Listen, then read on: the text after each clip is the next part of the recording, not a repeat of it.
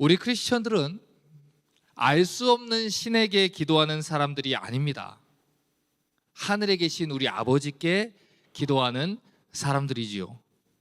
그래서 예수님께서는 이 기도를 가르쳐 주실 때에 하나님을 모르는 이방인들처럼 기도할 필요가 없다, 이 가르침을 먼저 주셨어요. 그리고 난 뒤에 하나님의 자녀들이 그러면 어떤 기도의 제목을 가지고 기도해야 되는지, 기도의 내용들을 가르쳐 주셨죠. 오늘 우리가 읽은 이 본문 뒤편을 보면 마태복음 6장 31절부터 33절을 보면 이런 말씀을 덧붙여 놓으셨습니다. 그러므로 염려하여 이르기를 무엇을 먹을까, 무엇을 마실까, 무엇을 입을까 하지 말라. 기도하지 말라라는 것이죠. 이는 다 이방인들이 구하는 것이라. 너희 천부께서, 하늘 아버지께서 이 모든 것이 너희에게 있어야 할 줄을 아시느니라. 너희는 먼저 그의 나라와 그의 의를 구하라. 그리하면 이 모든 것을 너희에게 더하시리라. 자, 지금 이 말씀대로 하나님 자녀들은 무엇을 먹을까, 무엇을 마실까, 무엇을 입을까, 이것을 걱정할 필요가 없습니다. 왜냐하면 우리가 이 세상에서 살아가는데 필요한 모든 것들은 이미 우리 하늘 아버지가 알고 계시기 때문이에요. 그러므로 어떻게 하라고요? 그런 것들을 위해서 기도하지 말라는 것입니다. 자, 그런데 성경이 이렇게 이야기하고 있음에도 불구하고 간혹 어떤 분들은 특정한 성경 구절을 근거로 제시하면서 무엇이든 구해도 받을 수 있다라는 주장을 합니다. 항상 문제는 성경이 말하는 분명한 내용을 무시하고 내가 원하는 것을 주장하기 위해 성경을 이용할 때 문제가 생겨요. 이 사람들이 주로 주장하는 내용은 마태복음 7장 7절부터 11절까지의 말씀입니다. 구하라, 그러면 너희에게 주실 것이요. 찾으라, 그러면 찾을 것이요. 문을 두드리라, 그러면 너희에게 열릴 것이니 구하는 이마다 얻을 것이요, 찾는 이가 찾을 것이요, 두드리는 이에게 열릴 것이니라. 너희 중에 누가 아들이 떡을 달라 하면 돌을 주며 생선을 달라 하면 뱀을 줄 사람이 있겠느냐? 너희가 악한 자라도 좋은 것으로 자식에게 줄 줄 알거든. 하물며 하늘에 계신 너희 아버지께서 구하는 자에게 좋은 것으로 주시지 않겠느냐? 자, 이 구절을 근거로 삼아서 하나님이 무엇이든지 구하라고 했으니까 우리가 무엇이든지 구하면 주실 것이다 라는 주장을 합니다. 아니, 안 주시는데 왜 구하라고 하셨겠느냐?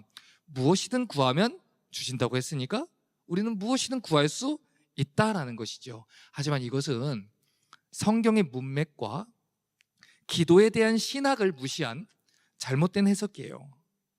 성경의 특정한 구절들을 쏙쏙 뽑아내서 내가 주장하고 싶은 내용을 주장하기 위한 바이블 베이스드 방법이다라는 것이죠. 오늘 우리가 읽은 이 본문은 마태복음 5장부터 7장까지에 담겨 있는 한 편의 설교 중에 위치하고 있습니다. 다시 말해서 이 본문은 산상수훈이라고 우리가 부르는 이 한 편의 설교 중에 하신 말씀이라는 거예요. 설교에는 문맥이라는 게 있습니다. 핵심 메시지라는 게 있어요. 그 흐름과 메시지 속에서 해석을 해야 하는 것이지 본인들이 주장하고자 하는 대로 해석을 해서는 안 된다는 것이죠. 같은 말씀을 기록하고 있는 이 누가복음 11장 9절부터 13절을 보면 이 사실을 조금 더 분명하게 확인을 할 수가 있습니다. 내가 또 너희에게 이르노니 구하라, 그러면 너희에게 주실 것이요, 찾으라, 그러면 찾을 것이요, 문을 두드리라, 그러면 너희에게 열릴 것이니 구하는 이마다 받을 것이요, 찾는 이가 찾을 것이요, 두드리는 이에게 열릴 것이라. 너희 중에 아비된 자 누가 아들이 생선을 달라 하면 생선 대신에 뱀을 주며 알을 달라 하면 정갈을 주겠느냐? 너희가 악할지라도 좋은 것을 자식에게 줄 줄 알거든. 하물며 너희 천부께서 구하는 자에게 성령을 주시지 않겠느냐 하시니라. 자, 지금 읽은 이 구절이 방금 전에 읽은 마태복음 7장 메시지와 똑같은 말씀이죠. 그런데 차이점이 하나 있습니다. 마태복음 7장 11절에서 좋은 것이라고 이야기했던 내용을 누가복음은 성령이라고 분명하게 표현을 했다는 거예요. 자, 그러면 구하는 자마다 성령을 주시겠다는 말은 무슨 뜻일까요? 우리는 지금까지 마태복음 7장만 놓고서 이렇게 해석을 하는 거예요. 자가 필요하면 차 중에서 제일 좋은 자, 집이 필요하면 집 중에서 제일 좋은 집, 구하면 제일 좋은 곳으로 주실 것이다. 그런데 누가복음은 이 구절을 성령이라고 분명하게 얘기를 했다는 것이죠. 여러분, 성령이 어떤 분입니까? 하나님의 영입니다. 하나님의 뜻을 이루시는 하나님의 영이지요. 그렇기 때문에 성령은 하나님 말씀으로 우리를 하나님의 뜻 가운데로 인도하시는 분입니다. 요한복음 16장 13절부터 15절을 보면 성령 하나님이 어떻게 일하시는지를 알 수 있는 말씀이 기록되어 있지요. 그러하나 진리의 성령이 오시면 그가 너희를 모든 진리 가운데로 인도하시리니 그가 자의로 말하지 않고 오직 듣는 것을 말하시며 장래 일을 너희에게 알리시리라. 그가 내 영광을 나타내리니 내 것을 가지고 너희에게 알리겠음이라. 무릇 아버지께 있는 것은 다 내 것이라. 그러므로 내게 말하기를 그가 내 것을 가지고 너희에게 알리리라 하였노라. 성령은 예수 그리스도의 영입니다. 하나님의 영이죠. 그렇기 때문에 성령 하나님은 절대로 자의로 말하지 않는다는 거예요. 뉴에이지나 신비주의자들이 얘기하는 것처럼 성경을 떠나서 어제 성령이 나한테 이렇게 말씀하셨어, 그것이 성경과 맞지 않더라도 성령이 나한테 이야기하셨어 라고 얘기할 수 있는 게 아니라는 거예요. 신비한 에너지원이나 초월적인 에너지가 아닙니다. 성령은 삼위일체 하나님이세요. 예수의 영이시죠.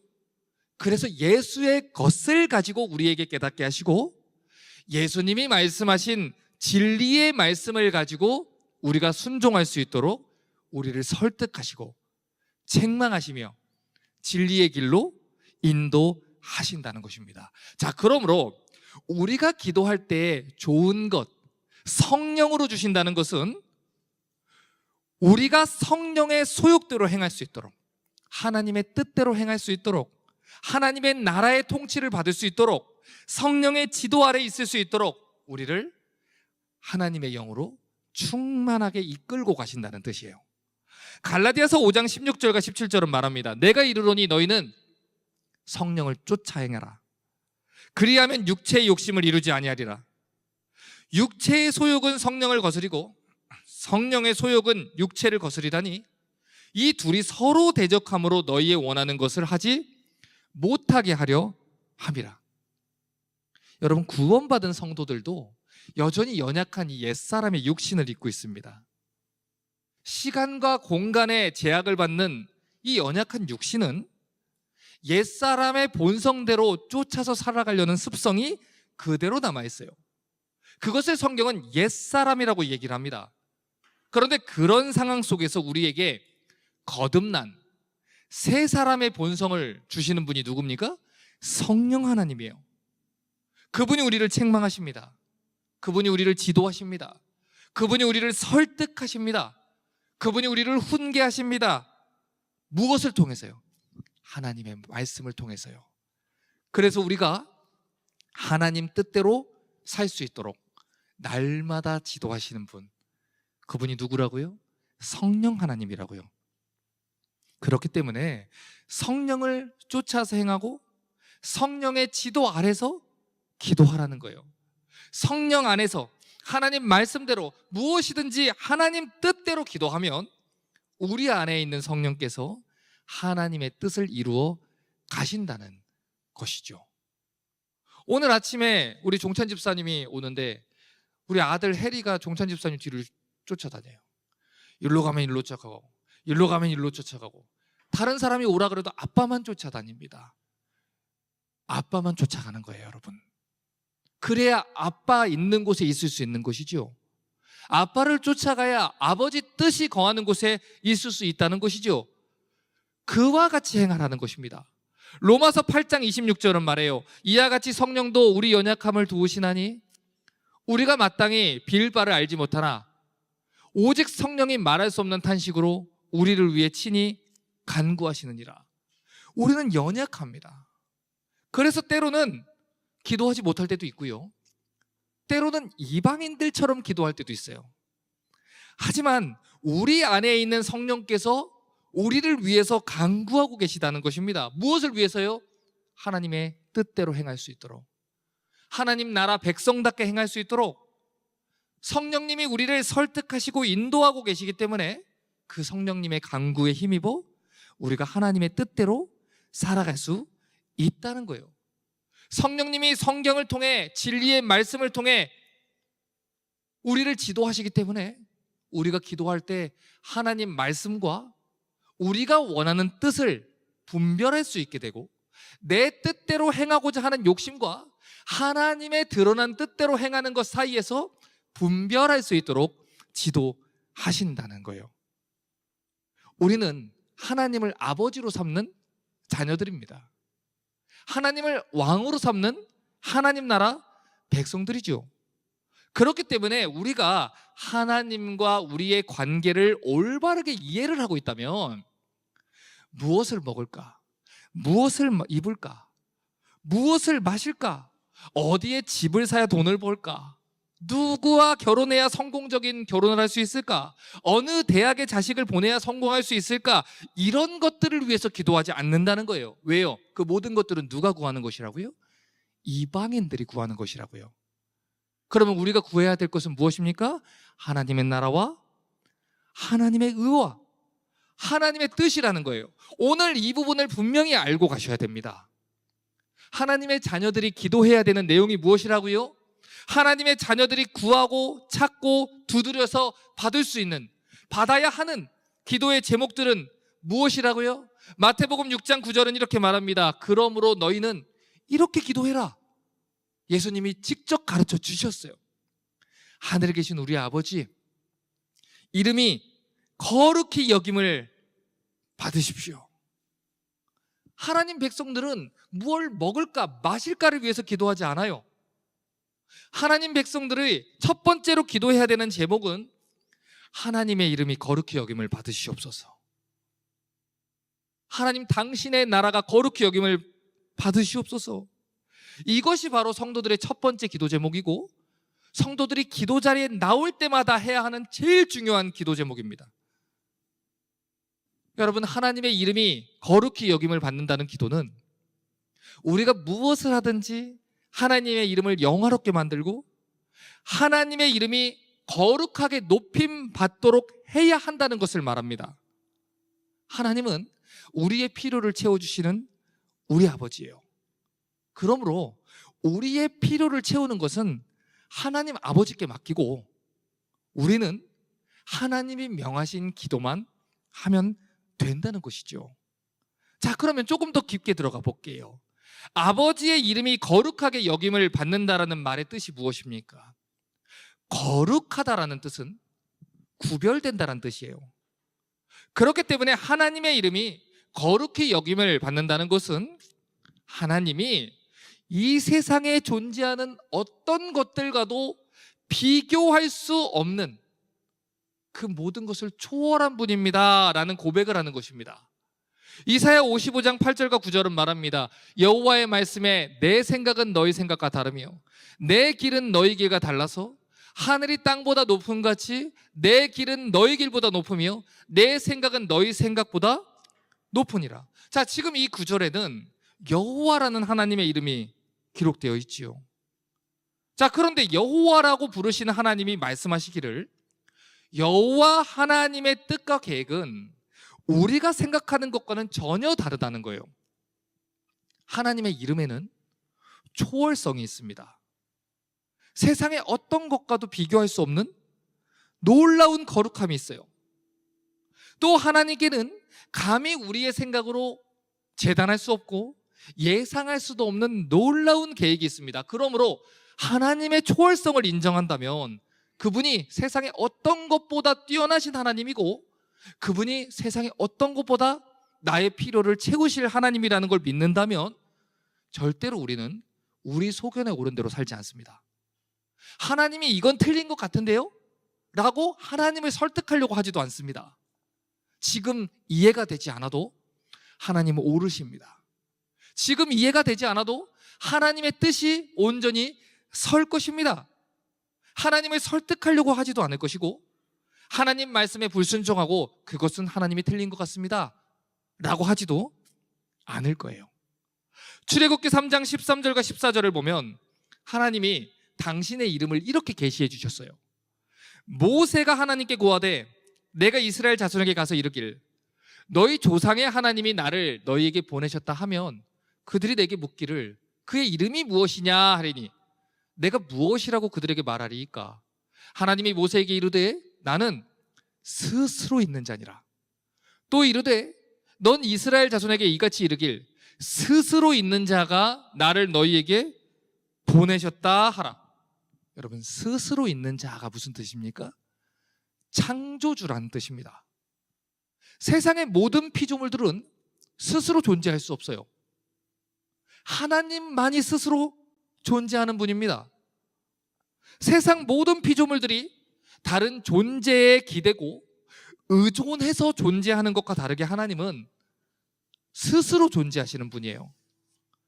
그렇기 때문에 성경에서 스스로 존재하는 자다라는 말은 하나님이 창조주이시고 온 세상의 주인이라는 것입니다. 자, 그러므로 우리가 하나님의 이름을 알고 있다면, 하나님이 어떤 분인지 알고 있다면, 그분이 온 세상의 주인이고 그분이 우리의 선한 아버지라는 것을 믿고 있다면 무엇을 먹을까? 무엇을 입을까? 구하지 않는다는 거예요. 하나님의 이름을 거룩하게 하기 위해서, 그러므로 우리가 해야 하는 일은 이것입니다. 무엇을 먹을까, 입을까를 구하지 마십시오. 전능하신 하나님의 보호하심의 역사를 믿고 우리의 필요는 하나님이 채워주실 것이니, 그러므로 너희는 이렇게 기도해라.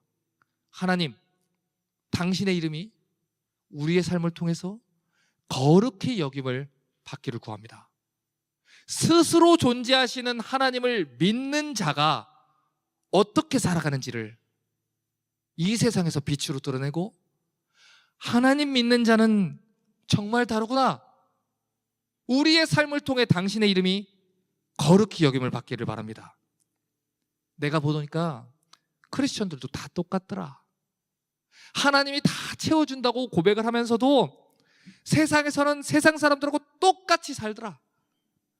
신앙은 신앙이고 사업은 사업이라더라. 주일에는 성경 펴고 크리스천하고 똑같은 모습으로 예배를 하지만 평일에는 성경 닫고 믿음 없는 세상 사람들하고 똑같이 살아가더라. 그 행태를 멈추라는 거예요. 고린도전서 10장 31절은 이렇게 말했습니다. 그런즉 너희가 먹든지 마시든지 무엇을 하든지 다 하나님의 영광을 위해서 해라. 이 말씀은 외우셔야 된다고 했어요. 여러분, 이것이 성도들과 교회의 평생의 삶의 목표가 되어야 됩니다. 여러분 가정의 가훈이 되셔야 돼요. 자녀들에게 남기는 아빠의 유언이 되어야 합니다. 먹든지 마시든지, 어떤 학교를 가든지, 어떤 나라에 가서 살든지, 어떤 직업을 갖든지, 어떤 비즈니스를 하든지, 누구와 결혼을 하든지, 아이를 낳고 기르든지, 아이를 어떤 학교에 보내든지 다 무엇을 위해서 하라고요? 하나님 영광 위해서 하라고요. 그것이 거룩한 하나님 나라를 꿈꾸는 하나님 백성들의 기도라는 거예요. 여러분, 오늘날 많은 청년들이 이야기하는 배우자 기도를 예를 들어서 설명을 한번 해볼게요. 하나님 자녀들은 세상 사람들이 구하는 것처럼 내가 원하는 이상형을 만나기 위해서 기도하지 않아요. 하나님이 기뻐하는 사람을 만나기 위해서 기도하죠. 키는 185를 주십시오. 부모님은 목사님은 아니었으면 좋겠습니다. 장로님과 권사님 정도면 좋겠어요. 대출금은 다 갚았으면 좋겠고, 직업은 전문직이었으면 좋겠습니다. 뭐 이런 식으로 구하는 게 아니라는 것이지요. 그건 이방인들이 구하는 거예요. 성도들은 배우자를 위해서 기도할 때도 무엇을 위해서 기도한다고요? 하나님 영광을 위해서 기도해야 된다고요. 자, 그러면 우리는 어떤 배우자를 위해서 기도해야 되겠어요? 하나님 나라를 구하는 자를 만나게 해주십시오. 하나님 뜻에 순종하는 자를 만나게 해주십시오. 하나님 의를 구하고 순종하려고 하는 사람을 만나게 해주십시오. 그리고 하나님, 내겐 옛사람의 본성이 있어서 여전히 내 소견대로 행하려고 하니까 하나님 뜻에 맞는 배우자를 하나님의 가치로, 하나님의 눈으로 보고 분별할 수 있도록 성령 하나님, 나에게 성령 하나님의 관점을 주십시오. 여러분, 이것을 위해서 기도해야 되는 거예요. 저는 몇 살부터 배우자를 위해서 기도했습니다.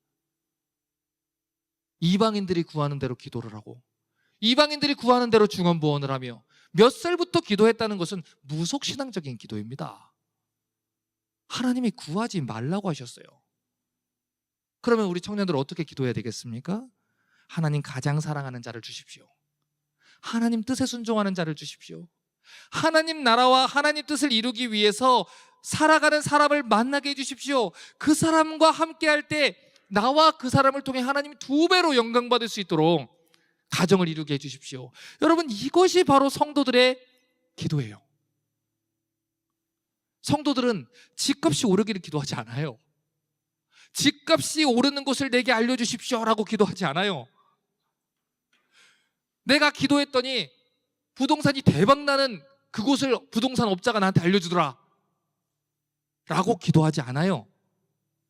여러분, 성경이 우리의 삶을 무엇이라고 가르치죠? 나그네의 삶이라고 가르치죠. 하나님 부르시면 언제든 하나님께 가야 되고, 하나님 영광 위에서 살다가 복음 전하다가 초막절의 삶을 살아야 되는 삶이라고 가르치지요. 그런데 왜 야곱처럼 세겜에다가 땅을 삽니까? 왜 그 땅에 영원히 거주하려는 욕심을 가지요? 이방인들이 구하는 거예요. 목사님, 제가 보니까 예수 믿는 청년들은 다 빌빌거리고 변변찮아요. 직장도 변변치 않고 그것도 변변찮아요. 세상 사람들이 훨씬 나아요. 그래서 전도하면 되잖아요. 불신자랑 멍해를 매지 말아라. 하나님 나라를 구해라. 다 불순종해놓고 내가 소견에 옳은 대로 한다는 거예요. 여러분 주변에서 다 보셨잖아요. 아버지 뜻대로 행하는 것이 가장 선한 것입니다. 그런데 우리는 아버지의 뜻이 하늘보다 높고 아버지의 길이 우리가 다르다는 것을 성경은 읽지만 고백하지 않아요. 이 일에는 아버지가 틀렸습니다. 예수를 믿어도 빌빌거리면 내 배우자가 될 수 없습니다. 여러분, 우리는 그것을 무엇이라고 부르죠? 불순종이라고 불러요. 성경은 그것을 죄라고 부르기로 했어요. 성도들의 기도는 이렇게 바뀌어야 돼요. 내가 하나님을 사랑하기 위해서, 신앙생활을 더욱더 하나님과 친밀하게 하기 위해서, 복음을 전하기 위해서 하나님이 예비하신 그곳에 나를 보내주십시오. 그곳에 아무것도 없어도 내가 그곳에 갑니다. 이전에도 말씀을 드렸어요. 사도행전 8장을 보면 빌립 집사님이 사마리아에서 열심히 복음을 전합니다. 기적들이 일어납니다. 사람들이 몰려옵니다. 대형 교회를 세울 수 있는 기회입니다. 그런데 하나님 뭐라고 했다고요? 넌 광야로 내려가라. 하나님 틀렸어요. 이건 광야는 사람이 없어요. 그곳에는 복음 들을 사람이 없다고요. 광야로 내려가라. 빌립 집사님이 한 번이라도 항의를 합니까? 불순종을 합니까? 아멘. 갑니다. 하나님이 명하셨으니까. 나는 내 생각에는 이게 틀릴 것 같지만 하나님 명하셨으니까 갑니다. 그리고 그곳에서 에티오피아 내시 한 사람을 구원합니다. 내 생각에 그것이 이성적이지 않아도 하나님 말씀하신 것이라면 순종하는 것이 하나님의 이름을 거룩하게 하는 것입니다. 거룩한 하나님의 말을 신뢰하는 것입니다.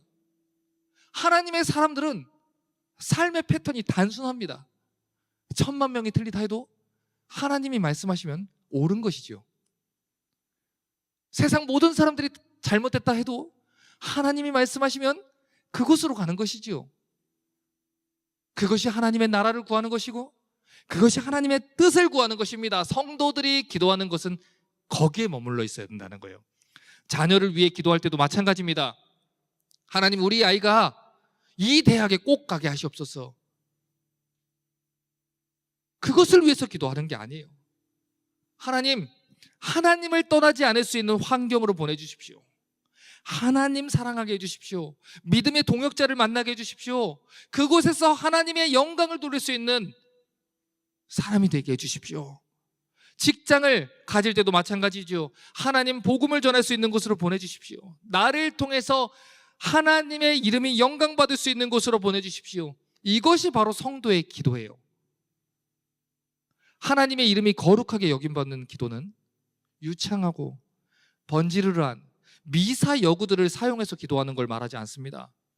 이성적으로 언제나 합리적인 판단을 내리기 위해서 기도하는 것이 아닙니다.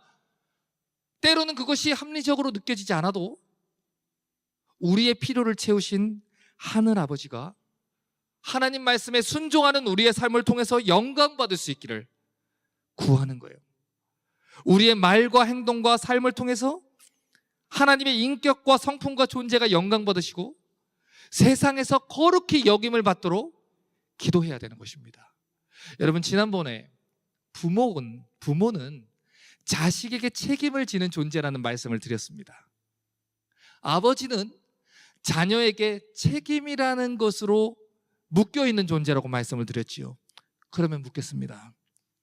부모만 자식에게 책임과 의무를 지겠습니까? 자녀는 부모의 이름과 명예에 영향을 미치지 않습니까? 아닙니다. 여러분, 예를 들어서 저희 아이들이 삶을 모범적으로 잘 살고 하나님 많이 사랑하면서 신앙생활을 하면 사람들이 이렇게 칭찬하겠지요. 역시 목사님 자녀들은 달라. 하지만 거꾸로 저희 아이들이 삶을 엉망으로 산다고 한다면 사람들은 이렇게 비판할 것입니다. 목사님은 우리한테 자녀 교육에 대해서 가르칠 자격이 없어. 목사님이나 잘하라 그래. 여러분, 그런데 문제가 뭔지 아세요? 세상 사람들로부터 목회자들뿐만 아니라 성도들 또한 똑같은 요구를 받는다는 거예요. 세상 사람들은 성경이 아니라 성경을 믿는다고 하는 우리를 봅니다. 그런데 하나님의 공의와 사랑과 죄와 심판에 대해서 증인이 되어야 하는 크리스천들이 세상과 다를 바 없이 살아간다면, 스스로 존재하시는 창조주 하나님이 채울 것을 믿지 못하고 세상과 똑같은 방법으로 살아간다면 그 누가 우리가 전하는 복음 메시지에 귀를 기울입니까? 너희들이나 잘해라. 교회 다니는 사람이나 세상 사람들이나 다를 게 뭐냐? 내가 보니까 세상 사람들보다 교회 다니는 사람들이 더 악하더라. 우리의 위선적이고 자기중심적인 삶 때문에 우리 하늘아버지의 이름이 모욕받을 수 있다는 거예요. 우리의 불순종하고 율법을 거스리는 이 거짓된 삶 때문에 예수 그리스도께서 십자가에 죽으시고 이루신 십자가 복음이 조롱받는다는 것입니다. 여러분, 달라스 한인식당에 가보십시오. 그곳에서 누구 욕하고 비난하고 당짓고 욕하는 사람들을 대화를 가만히 기울여 보십시오. 열의 아부는 그 뒤에 이렇게 말합니다. 집사님 뭐 먹을래? 세상 사람들은 우리를 본다고요. 우리가 어떻게 살아가는지, 우리가 무엇을 구하는지, 우리가 무엇을 기도하고 추구하며 살아가는지, 우리의 삶을 통해 하나님의 이름이 거룩히 여김 받을 수도, 하나님의 명예가 땅에 떨어질 수도 있다는 것입니다. 이제 설교를 정리합니다. 사무엘하 12장을 보면 다윗이 자기의 부하였던 우리아를 죽이고 그의 아내였던 밧세바와 간음을 저지릅니다. 그리고 아들을 낳았던 그 순간에 나단 선지자가 와서 죄를 책망을 하지요. 그런데 다윗이 눈물로 회개하는 그 순간에 나단 선지자가 무슨 말을 합니까? 사무엘하 12장 13절과 14절에 다윗이 나단에게 이르되 내가 여호와께 죄를 범하였노라 하매 나단이 다윗에게 대답하되 여호와께서 당신의 죄를 사하셨나니 당신이 죽지 아니하려니와 이 일로 인하여 여호와의 원수로 크게 회방할 거리를 얻게 했사오니 당신의 낳은 아이가 정령 죽으리이다. 분명히 하나님이 다윗의 회개를 받으셨어요. 죄를 용서해 주셨어요. 그런데 무엇이라 말합니까? 다윗이 지은 죄 때문에 여호와의 원수 마귀로부터 크게 회방할 거리를 하나님이 얻게 됐다는 거예요. 사람들은 더 이상 다윗의 말에 귀 기울이지 않을 겁니다. 사람들은 더 이상 이스라엘의 왕의 말을 존중하지 않을 거예요. 이스라엘 백성들도, 심지어 다윗의 자녀들도 아버지가 이야기하는 하나님의 율법에 순종할 이유를 찾지 못할 것입니다. 아빠나 잘하세요. 왕이나 잘하라고 하세요. 앞으로 다윗은 계속해서 이런 이야기를 듣게 될 거예요. 그리고 하나님을 모르는 이방 민족들에게 하나님의 이름은 모욕받게 될 것입니다. 이처럼 우리의 죄와 불순종이 하나님의 이름을 거룩히 여김받지 못하게 하고 복음을 전하는 사역에 걸림돌을 놓게 된다는 거예요. 여러분, 오늘날 많은 사람들이 말로는 하나님을 믿는다고 하지만 실제 삶으로는 하나님의 이름을 높이지 않는 것을 봅니다. 하나님은 거룩하신 분이에요. 온 세상의 창조주이시죠. 그 이름이 거룩히 여김받기에 합당하신 분이죠. 그러므로 우리가 하나님의 자녀라면 어떻게 해야 되겠습니까?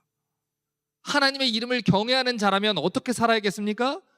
하나님의 이름이 거룩히 여김받도록 살아야 한다는 거예요. 주일 예배를 드릴 때만 하나님을 생각하는 게 아니라 예배당을 떠나서 세상으로 돌아가서도 우리 주인이신 하나님의 이름을 영화롭게 하기 위해서 살아간다는 것입니다. 오늘날 얼마나 많은 교인들이 하나님의 이름을 망령되이 일컫고 있는지 모릅니다. 하나님을 주님이라고 입으로 부르지만 여전히 하나님께 불순종하고 자기 소견에 오른 대로 살아가는지 몰라요. 여러분, 말로만 주님이라고 부른다 해서 하나님 백성 되는 게 아닙니다. 하나님 백성이면 하나님 백성답게 행해야 되는 것이고, 우리의 주님, 우리의 아버지이신 하나님 말씀대로 순종하며 살아가야 하는 거예요.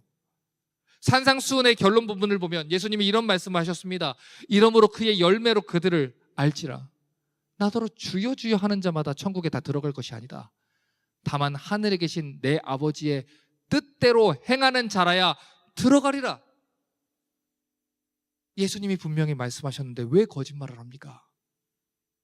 예수님이 분명히 말씀하셨는데 왜 스스로를 속입니까? 말로는 주여 주여 하지요. 하지만 하나님 뜻에 순종할 마음이 없어요.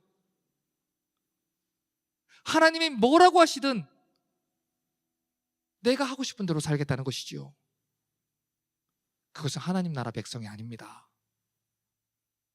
성도는 거룩한 하나님 나라의 백성이라는 뜻이에요. 하나님 나라의 백성은 하나님 나라의 왕이신 하나님의 뜻대로 순종합니다. 그러므로 하나님이 뭐라고 하든 내가 원하는 대로 살겠다고 하지 마십시오. 나중에 회개하면 되는 문제라고 오해하지 마십시오. 회개는 뉘우칠 회에 고칠 개자를 쓴다고 그랬습니다.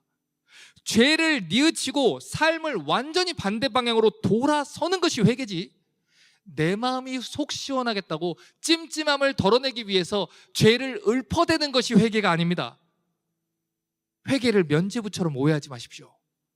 일단 나 하고 싶은 대로 하고 죄를 짓고 그 뒤에 회개하겠다는 것은 그냥 불순종하겠다고 선언을 하는 것입니다.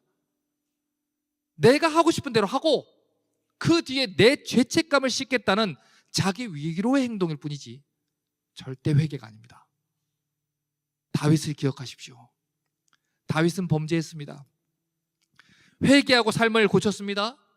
하지만 그가 저질렀던 이 죄가 핥히고 났던 흔적들이 그대로 그 가정에 남아서 그의 자녀들과 가정과 나라에 영향을 미쳤습니다. 그의 통치력과 주변 사람들과 이스라엘 모든 나라에게 영향을 미쳤습니다. 그러므로 교훈을 배우십시오. 말로만 주여 주여 하지 마시고 하나님 말씀에 순종하는 자녀들 되시기 바랍니다. 이방인들처럼 기도하지 마시고 이방인들처럼 살지 마시고 하나님 자녀처럼 기도하시고 하나님 자녀처럼 사시길 바랍니다. 하나님 뜻에 순종할 수 있는 힘 달라고 기도하시고 그 뜻을 분별할 수 있게 해달라고 기도하셔야 합니다. 안 되면 가슴을 찢고 꿇고 통곡하며 엎드려야 되는 일입니다. 어쩔 수 없다며 핑계와 변명으로 불순종을 택하는 것은 거룩한 하나님 자녀들의 삶이 아닙니다.